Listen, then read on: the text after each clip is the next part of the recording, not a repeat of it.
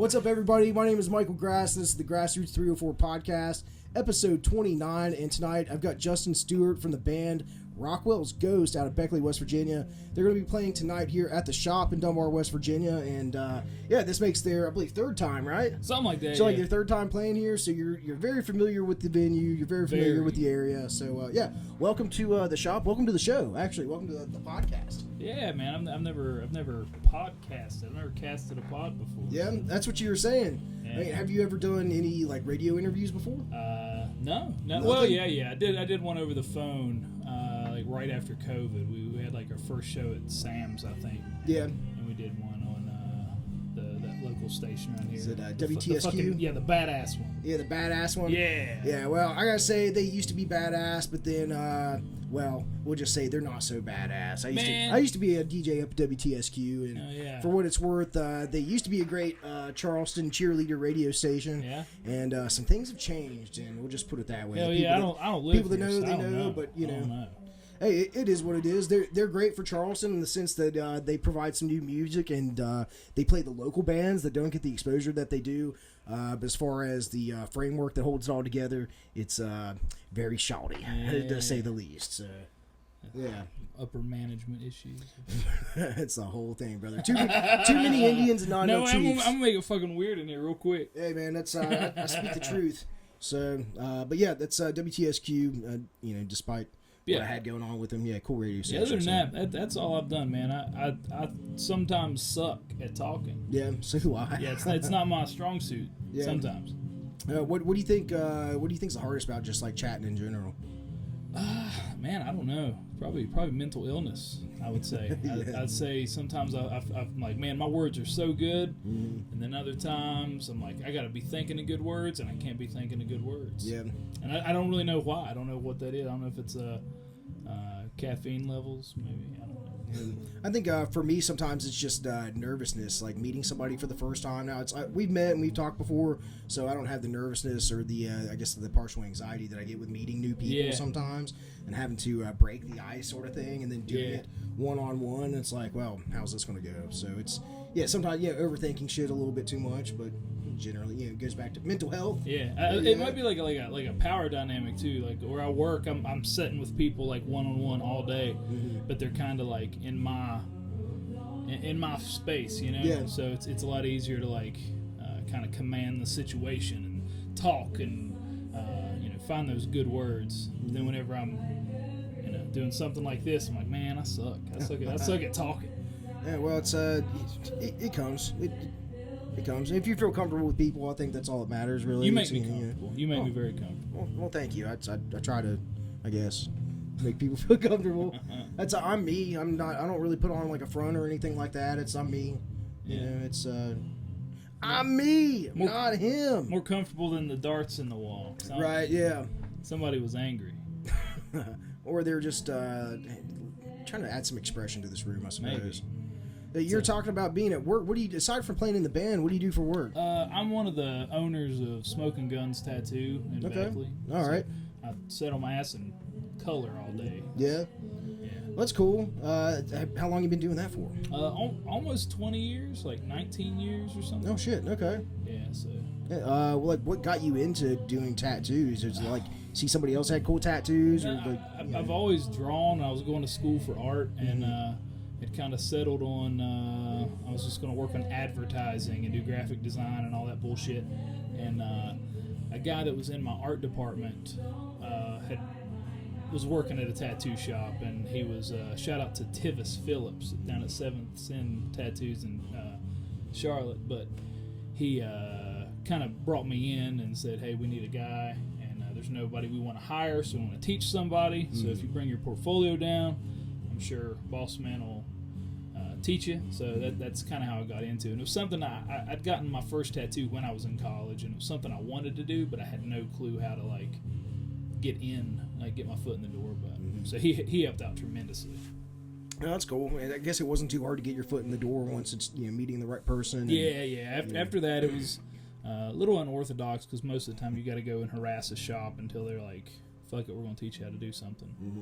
But it was like the inverse. They actually needed another artist, but there wasn't anybody at the time that they wanted to hire, so they just needed to create a new artist. Right, So, right. but it was good. So what's the first tattoo that you got?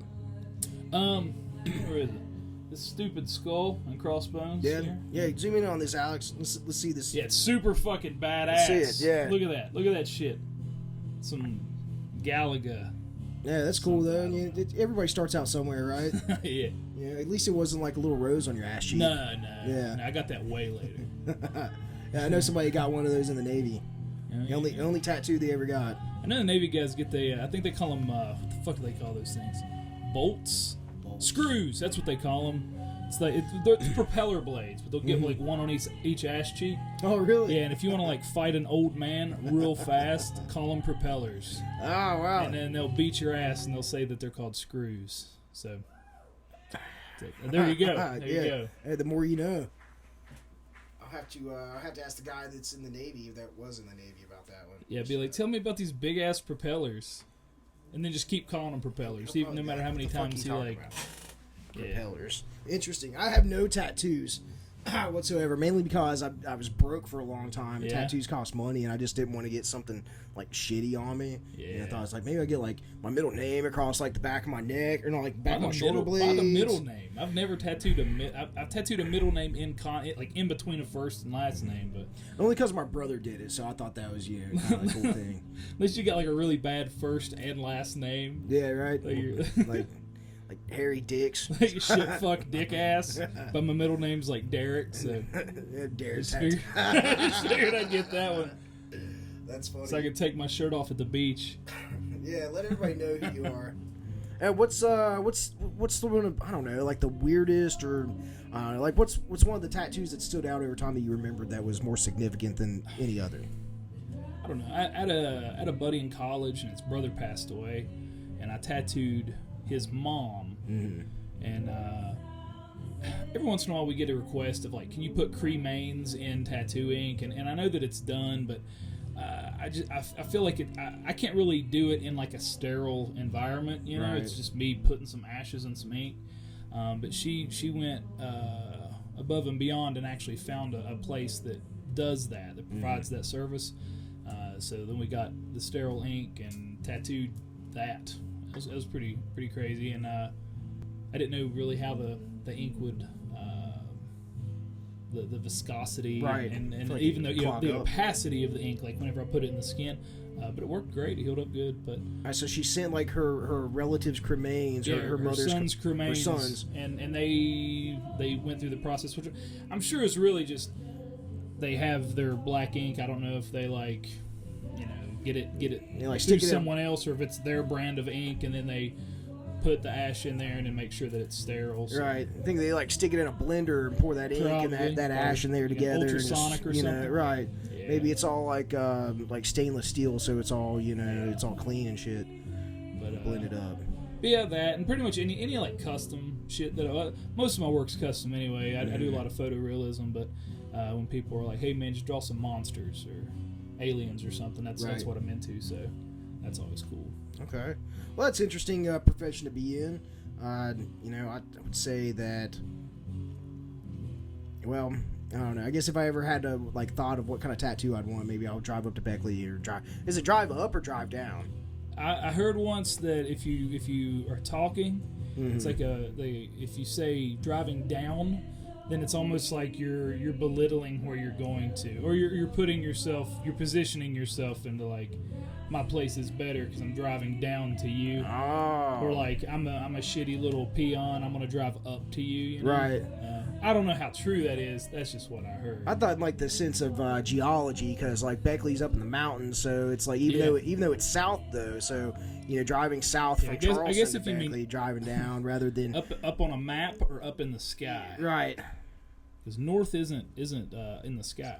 Yeah, it's it's where is north? No, really? Man, it's where Santa lives, I guess. Yeah, apparently we float around. We don't float, like we're stuck to this planet, spin around out in the outer space at thousands of miles per hour. Probably. God, are you about to flat Earth me? Is that what you're about and to like do? we're all like driving. We're all like driving. But like apparently we're all like sitting on the side of the planet like this. It's like a big spiral and shit, right? Right, we're like spinning like this and like that. Mm-hmm, something. Yeah. something, man. Yeah, It's just don't flat Earth me, man. Don't get... take you down that trip. Start talking about the firmament and the fixed lights in the sky. Have you ever seen the seal for the United Nations? Yeah. It's flat Earth. Yeah. I mean, because they got to show the whole fucking shit. Why didn't they just show part of it? Because it's the United Nations. They're all over. I get it. You just be biased and show that part of America on there. No, I'm like the fucking no fun guy. That like I'm like people bring conspiracy theory bullshit. And I just shoot them down. Yeah, for the most part. I mean, like you got shit that's legit, but most of it's not. And the fucking the ends don't justify the means. Mm-hmm. So.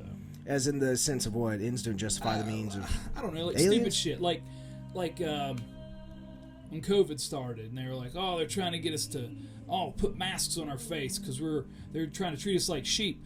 But they've put like billions of dollars in infrastructure in like facial recognition technology. Mm-hmm. So the same idiots that would be like paranoid about CCTV cameras all over the city are the same idiots that are like, they're trying to get you to cover their face. That makes no fucking sense. That makes no fucking sense why they would have you do that. After investing billions of dollars in facial recognition technology to trick you into wearing a mask. Yeah, I don't really get it. There's nothing to get. Don't make sense. Yeah, they weren't going to trick me anyways. I wore a mask whenever I had to, and then like eventually like I quit wearing it because I was like, hill man, to die on. Like, I did. I was like, man, like all the masks. Like, what really? Like, I don't care to do it the right way. It's like if I want to go into a restaurant or like any establishment and they want me to wear a mask, like please hand me an N95 mask so I can do it correctly. Yeah. Don't hand me the pollen mask that's for dusk and then tell me this is going to save me. And it's like, nah, dude. I just like. Well, it's not really to save you. It's to like not kill somebody's grandma. Yeah, right. Worst case scenario is I just wear a paper mask. Yeah. I really don't care one way or another. I wear like shoes into 7-Eleven, so right. And I don't like wearing shoes, but I'll do that, I guess. Yeah. So I don't know. I just thought it was a silly hill to die on, but yeah, just a lot of conspiracy theories just don't have a lot of or like Alexas and cell phones. Like people freak out about them listening to you. Well, yeah, they do. But of course that's they what do. You bought it for to begin with, right? Like, who gives a shit? Like unless you're like Scarface, like what are you doing? What are you doing that you're worried the government's going to hear you? Like they don't give a shit. Like or China knows what kind of porn I watch. Like I don't. You know, it's like being worried about using TikTok because like all the data is stored on servers in China. You're the they that is listening is either the federal government, which is the same entity that gave you your social security number.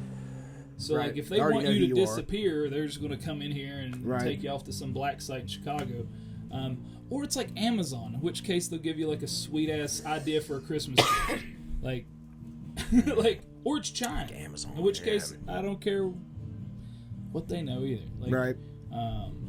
I think it's almost like it's like the tax you pay just to live in society. Like unless you want to burn your fingerprints off and just like live in a cabin in the woods, like you're gonna get listened to. You're gonna whatever, and unless you're like moving mountains of hard drugs or some shit, like nobody gives a fuck what you're doing. Like Alexa doesn't care.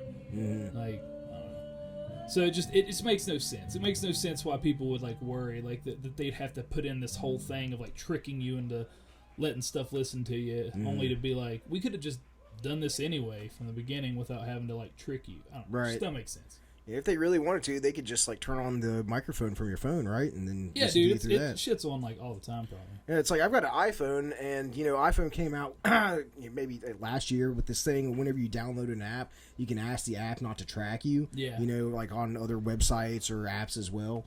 And I've done that with Instagram. However, I still get very like target specific ads for things that I know it shouldn't be tracking me on. So two things. A, how many gifts have you bought because of that? Because you're like, oh, that's a pretty good idea. None generally. Dude, I do that shit all the time. I'm a sucker. Yeah, I don't use Amazon. I buy things on eBay every once in a while, but it's generally not like stuff like a cat litter box or like the bottle of whiskey that I was talking about in here. eBay? Like a used litter box on eBay? No, not a used litter box. It's like one of those litter robots. Yeah, I've got the bottom half to a litter robot that was gifted to me. I need the top half of it. And there's some stupid joke about. I've been searching for those. What's the joke? I don't know, man. There is one though. I know, I can tell. I can tell that there's one. I can feel it, but I can't make it. I just have You gave me the ingredients to a cake and it didn't show me how to bake it. Let it marinate for a second. It might come back. It might. Oh, and the second thing is if I can remember. The first thing was how many gifts have you bought? Oh, okay, which was none. Mm-hmm.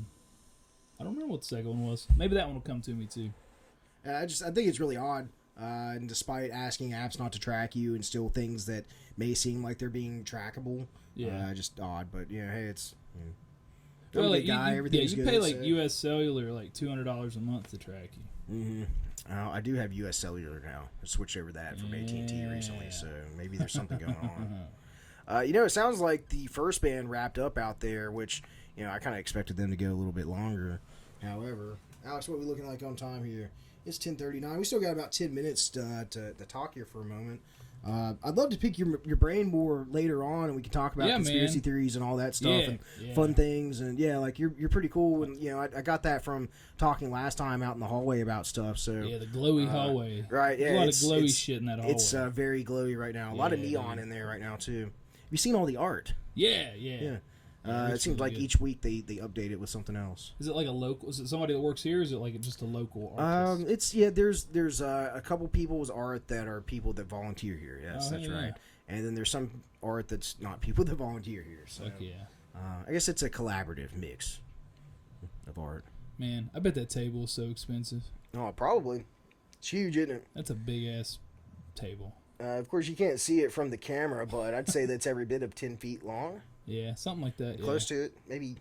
Yeah, it's longer than 8 because a door is 8. Yeah, this room is like a stimulation station. Like I'm just like, there's a lot to see. There's so much shit. So much shit I want to look at. The different guitars and the amps and the decorations and whatever that weird guy is over there. 2 guys, two faces in one face. Yeah, man. Yeah, I don't know.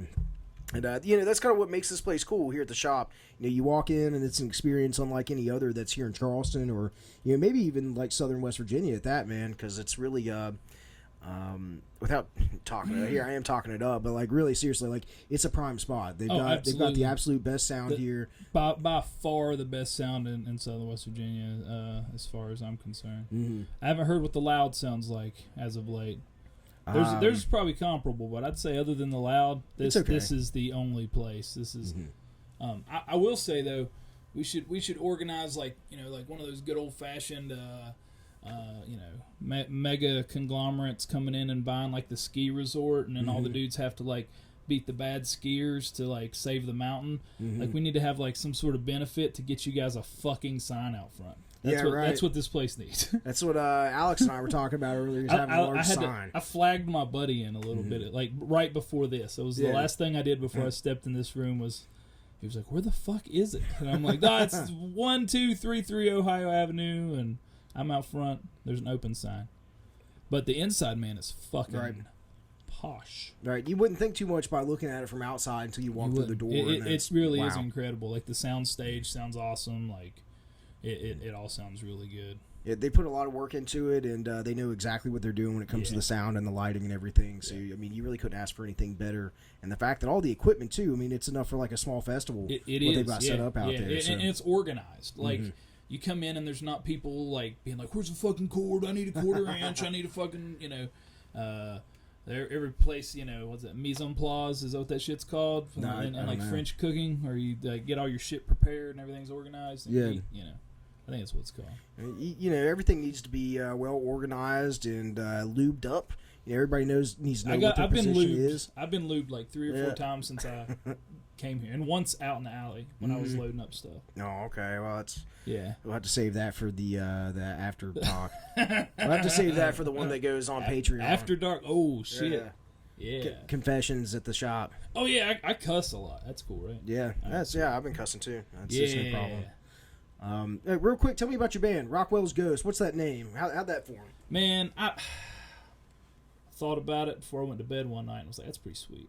I really like the painter Norman Rockwell. Uh-huh. And later in life, he got into a lot of like Pretty serious civil rights involvement in that, and that was pretty cool. But before that, he kind of stuck with like really safe paintings of like just Americana. Right. Like everything is very like cookie cutter, Leave It to Beaver sort of thing, and like I think we kind of like the thought of like kind of scraping away that varnish and singing about the under current or the whatever the fuck's under the varnish, whatever that would be. Right. And so yeah, it's kind of like Rockwell's ghost, like the resurrected. I don't know, something. You get it. There's there's something there, but yeah, I just thought it sounded good, and that's kind of where it stemmed from, and yeah.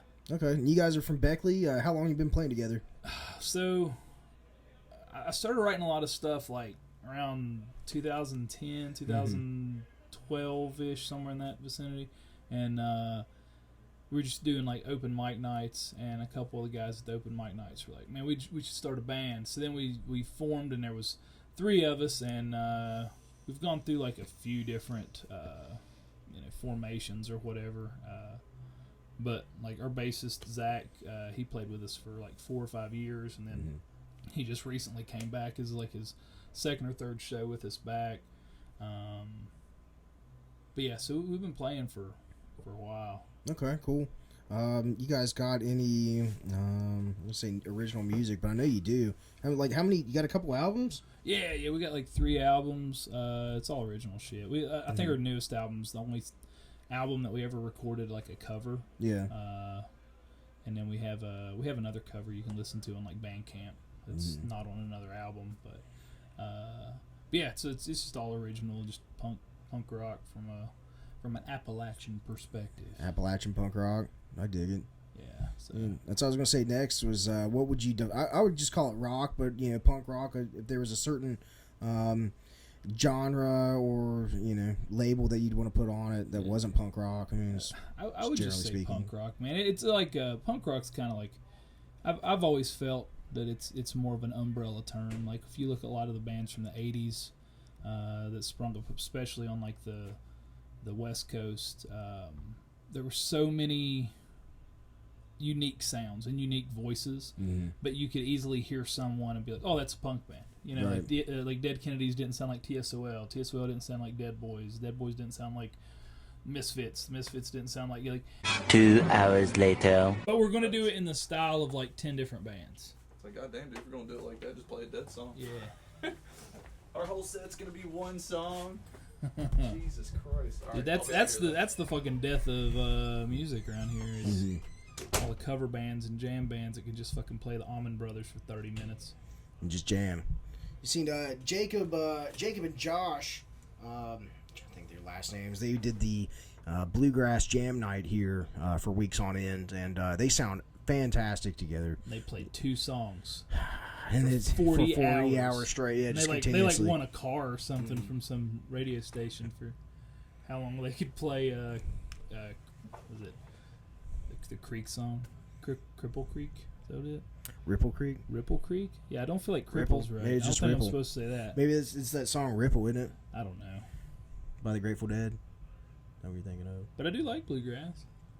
Bluegrass is cool.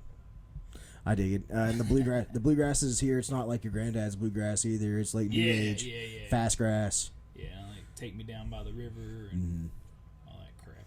I don't know where. Saying we've got it recording now. I don't know where it left off at, but I hope I don't know, man. But I talk a lot. Yeah, it's okay. I talk too once I get into it. You can edit it and put like the 3 hours later. I don't know. We use that. You use that like SpongeBob voice. Yeah, man. Like 2 hours later. Yeah, you got to do the best impersonation of that, though. I could. You voiceover with it. Oh yeah. 2 hours later. It's like a French accent sort of thing. So, oh yeah, we were talking about your band. You're talking about you all playing together. Talking about your music. Aside from the shop, do you have any? You got any shows coming up soon that you're really looking forward to?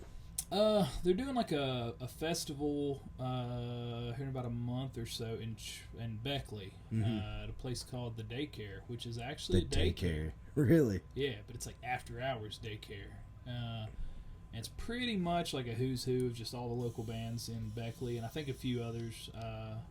I don't remember off the top of my head who all's playing. I know we're playing. I think Bottle and Bride's playing. Blue Shell Paradox. I think there's like 12 or 13 bands or something. So it should be pretty cool. We're working on getting a couple times a year. We like go down south, so a lot of times we'll go down to like Savannah and Columbia, Charleston, all that shit. So we'll be doing that more like the end of the summer, beginning of the fall, because it is hot as fuck down there. Oh yeah, definitely. Then we just got a few other shows here and there coming up. We're working on writing right now, so we're putting together a whole bunch of new shit to hopefully start gigging out with soon, so we can get all the kinks worked out and hopefully start recording in January or something. So okay, sounds like a solid plan. You know, you could record in January, release it as a new album for 2024. And, it's something I was talking with somebody about recently. Was when was a good time to release an album? Even if you record, let's say you recorded it throughout this year, but then you got it finished by the end of this year. It's like, would you release it at the end of the year? Or would you wait and then release it after the beginning of the year, so that so come January you could say, oh, I've got a new album that came out this year, rather than, well, I've got a new album but it came out in December last year. That probably depends if you have your band like filed under like an LLC. Like if you make enough money that you got to like claim it on taxes, you probably want to put it out like that year. That makes sense. You could write it all off. Write that shit off. But I don't know, man. I kind of suck with that stuff, man. I get excited about new music and putting out new shit, and so normally I kind of push to just put it out whenever. It's good to, I feel like, have some shows lined up so that you can play new sets with the new music and try to push the release. But we're not signed or anything, so we just try to just line up some shows with the release. And obviously I think so normally it probably means like springtime, summer, early fall is probably the best for a release, just because that's when most bands are playing more shows. Right. Other than that, I don't. I just release it whenever. Just get it out when you can, right? Yeah. Just drop it like it's hot. Yeah. While it's still fresh. Yeah, I think the cool new thing to do, we're going to try to do, is hopefully release a few singles leading up to the album. That way we kind of stay on people's radar. We got a lot of new stuff that we're really excited about recording, so that way people have something to listen to until like the full length comes out. So. Okay, cool. Well, why don't you go ahead and tell the people where they can listen to you guys at, where they can find your social medias and all that good stuff. You just look us up Rockwell's Ghost on Facebook, Instagram. You can find our music, our newest albums on Spotify and Apple Music and all that shit. You can go to rockwellsghost.bandcamp.com, which I think has like all of our releases, so you can find all that stuff. But pirate it or buy it or stream it or however you want to listen to it. But yeah, that's about it. Yeah, or come out and support them at a live show like you could tonight here at the shop. And see them for yourself rather than you have to hear it on the internet or pirate it or Yeah, you don't hear me talk. You just come out and see them rock and jam. Listen to me scream. Yeah, I heard you doing that sound check earlier. Check. Yeah. I don't ever know what to do with a sound check because I scream real loud and put the microphone in my mouth. So whenever I'm checking, I'm just like check. Yeah, I don't want to like. Yeah, they got me back here doing it generally too. And so I'll be sitting here and they're like, "I'll get on the microphones. Want to make sure that they all sound good." I'm gonna check 1, 2, 3. Yeah. Redfish, bluefish. See, I can't even say it right. Yeah, redfish, bluefish, yellowfish. Yeah, the bluefish. That's up there in the fucking canal or river. Yeah, you can find it. You can find it in the canal. Some fish. They used to be fish. Now they're fish. Yeah, now they're bluefish. Something. Yeah, after you get exposed to that chemical water, it just kind of warps everything, doesn't it? Yeah, dude. Yeah, you're a fish for sure. Oh yeah, man! Thanks for coming on. I appreciate it. Thanks for having me, man. Of course. And next time, Joe Rogan experience, is that what we're on? Yeah, close to it. Sweet. You can't say Joe Rogan. There might be a copyright. You can edit me out. Yeah, I just have to put just. You can like just be beep experience. They'll have no clue who I said. Right. The Grassroots experience. Yeah, that's it. Yeah, that's what this is, right? Grassroots. Yeah, it's Grassroots. Yeah, I'm Michael Grass. This is Grassroots. Oh yeah, that's how we do it, baby. Does anybody ever like your ass is grass? Oh, definitely, and the first person to say that would be my dad. That's pretty sweet. Yeah, they're probably about to yell at me. Plenty of jokes. Yeah, man, it's about that time. But yeah, I'll go ahead and let you get going if you want. Man. And thanks for having me on. Yeah, of course, you're welcome. We podcasted. We did it. Yeah, this is it, man. We made it. Right, it's different than the radio, but it's it's cool. It's all on video too. You can edit out Joe Rogan experience. Exactly, yeah. And put just like superimpose Joe Rogan's face over here or something like that. They'll never know. A deep fake. Thank you all for watching, of course. And you can come down and check out the shop. We're at 1233 Ohio Avenue here in Dunbar, West Virginia. Make sure you look them up on Facebook. And all the videos that we do, you can find those on YouTube as well. And, of course, on Facebook. But, you can try to pump the YouTube channel as well.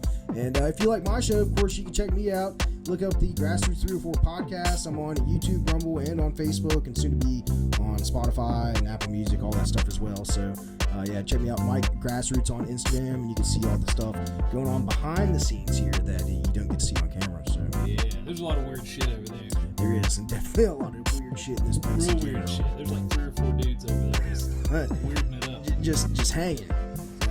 Yeah. We're wrapping it up now. All right, yeah. 5 minutes. Hey, we're done, baby.